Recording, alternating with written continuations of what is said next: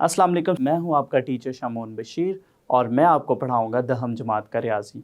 आज के लेक्चर में हम यूनिट नंबर 10 के मसला नंबर 4B को देखेंगे और मसला 4B के मतलूब को हम बयानात और दलाइल की मदद से साबित करेंगे। तो चलिए हम चलते हैं वाइट बोर्ड की तरफ और मसला 4B का हल शुरू करते हैं। तो मसला नंबर 4B है, अगर दो दायरे एक दूसरे को अंदरूनी तौर पर मस करें तो उनका नुक्ता तमास उनके मराकज़ को मिलाने वाला किता ख़त पर वाक़ होता है और इनके मराकज़ का दरमियानी फ़ासला इनके रदासों के फ़र्क के बराबर होता है। तो चलिए सबसे पहले हम दी गई मालूमात के मुताबिक शक्ल बनाते हैं और उस शक्ल की मदद से हम मसला नंबर 4B को दोबारा से देखते हैं। तो ये हमने दी गई मालूमात के मुताबिक शक्ल बनाई है। इस शक्ल के साथ हम इस मसले को दोबारा से देखते हैं।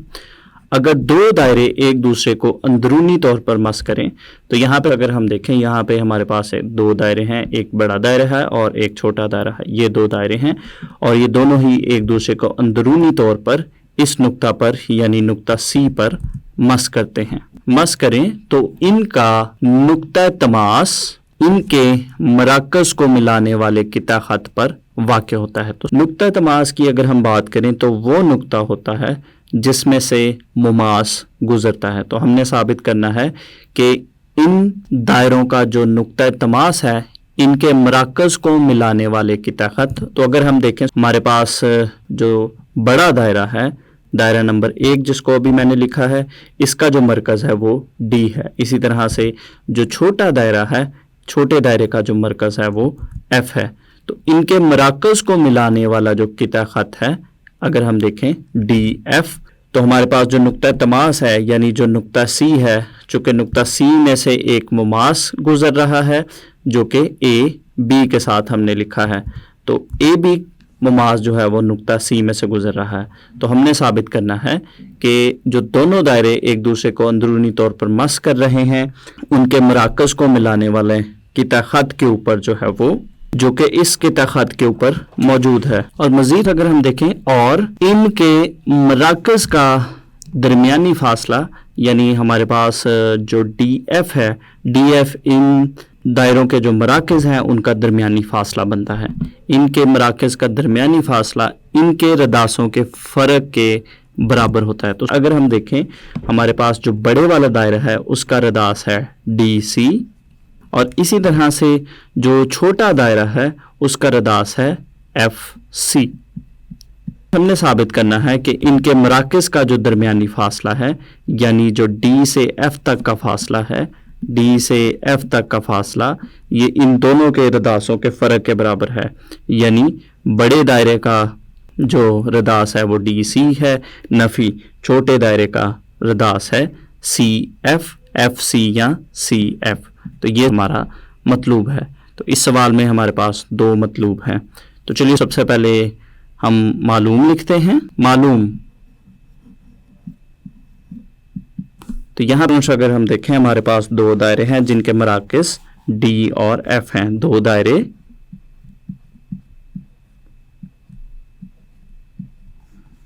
जिनके मराकज़ बिलतरतीब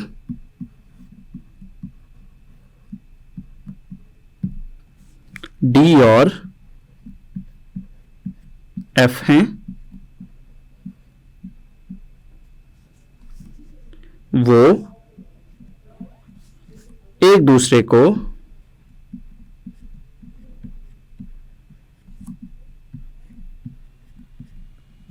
अंदरूनी तौर पर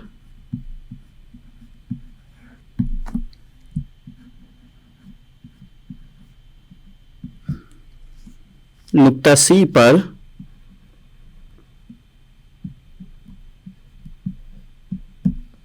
मस करते हैं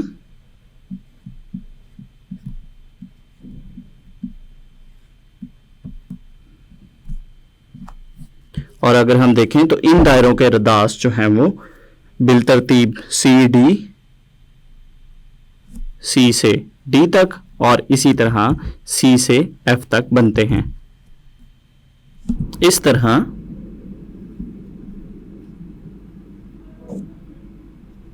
इन दायरों के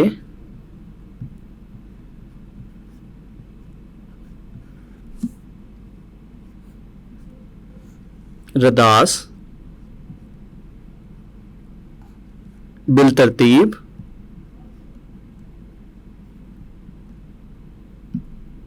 CD और CF हैं। तो ये हमें मालूम है। इसके बाद हम इसका मतलब लिखते हैं।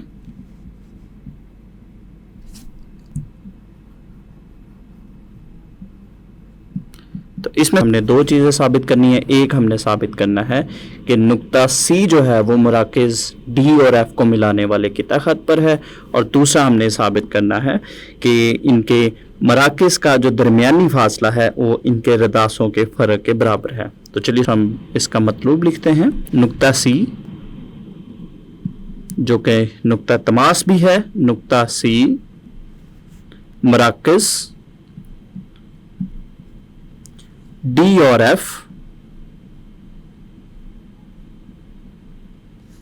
को मिलाने वाले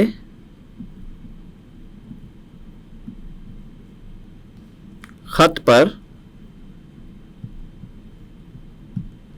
वाक़या है।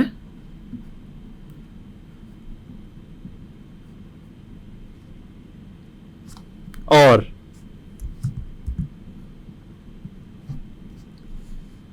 दूसरी चीज़ जो मतलब है उसको हम लिखते हैं किता खत DF, यानी इनके मराकज़ का जो दरमियानी फासला है ये बराबर है इनके रदासों के फ़र्क के बराबर, यानी किता खत DC जो कि बड़े वाले दायरे का रदास बनता है, नफ़ी किता खत CF जो कि छोटे वाले दायरे का रदास बनता है। तो ये दो चीज़ें हमें मतलूब हैं। तो इसके बाद हम अमल लिखते हैं, और अमल लिखने से पहले हम शक्ल की जानिब चलते हैं।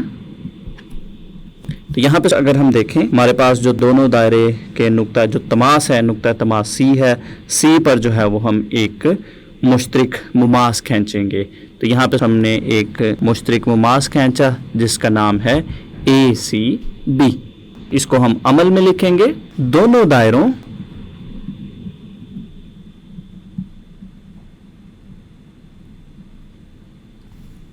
के नुक्ता तमास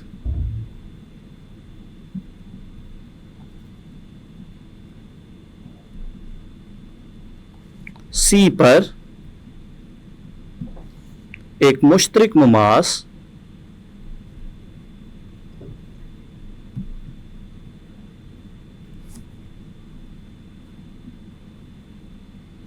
ACB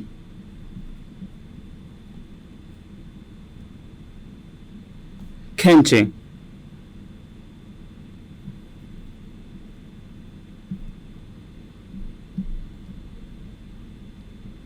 तो ये हमारा अमल है। इसके बाद हम इसका सबूत शुरू करते हैं,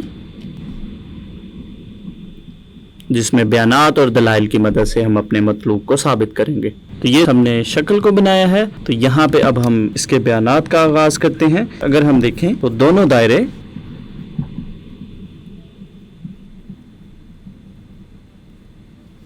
एक दूसरे को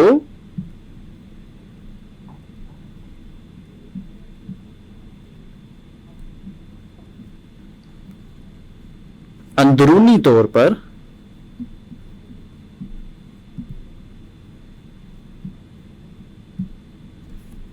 नुक्ता C पर मस करते हैं।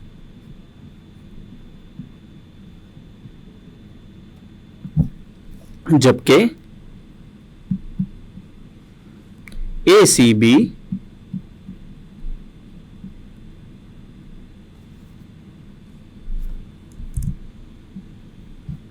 मुश्तरिक मुमास है और CD पहले दायरे का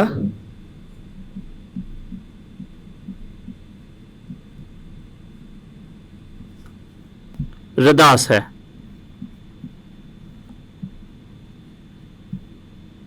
तो यहां से हम शक्ल की जानिब चलते हैं। इस शक्ल में अगर हम देखें, हमारे पास जो जाविया ए सी डी बनेगा, जाविया ए सी डी जो है वो 90 दर्जे का जाविया बनेगा, क्योंकि रदास और मुमास जो है वो एक दूसरे के साथ 90 दर्जे का जाविया बनाते हैं।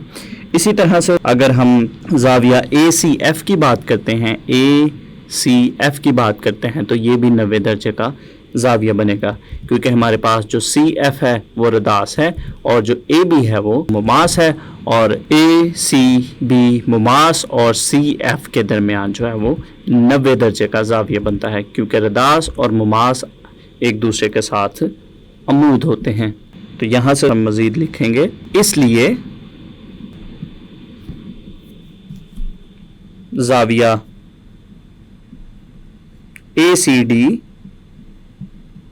बराबर है 90 डिग्री के, और इसको हम देते हैं मसावात नंबर 1 का नाम, और दलाइल में हम लिखेंगे रदास सी डी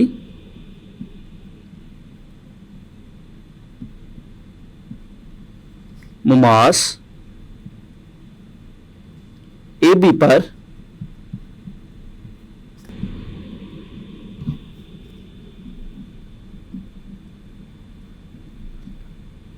अमूद है। तो मजीद आगे चलते हैं। इस तरह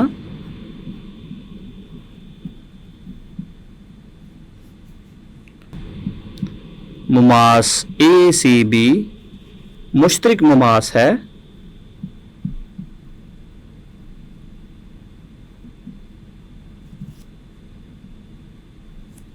और सी एफ, अब हम छोटे वाले दायरे के रदास के बारे में बात करें, और सी एफ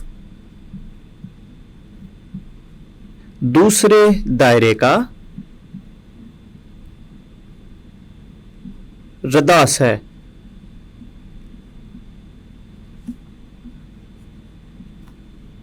इसलिए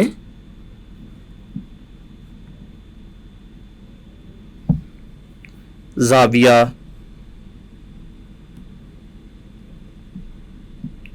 ए सी एफ 90 दर्जे के बराबर है, और इसको हम देंगे मसावात नंबर 2 का नाम, और दलाइल में हम लिखेंगे रदास सी एफ मुमास ए बी पर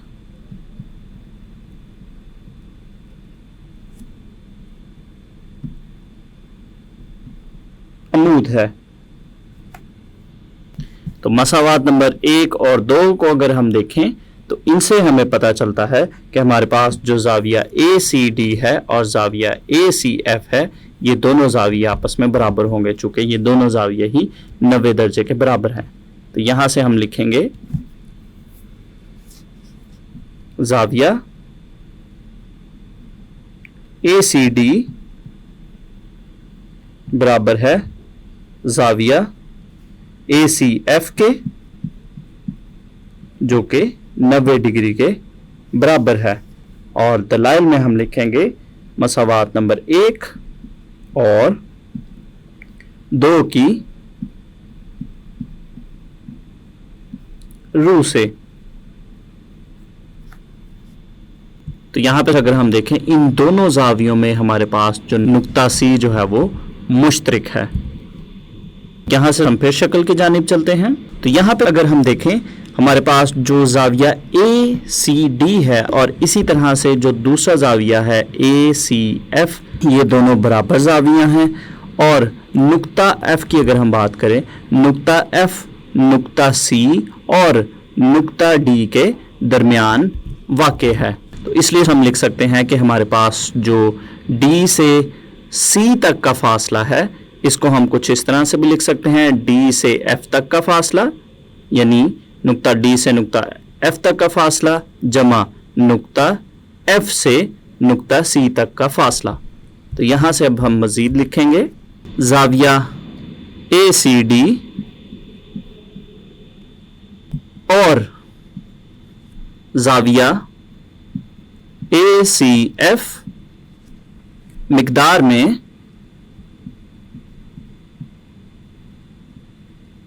बराबर हैं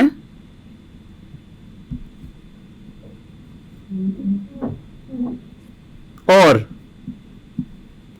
नुक्ता F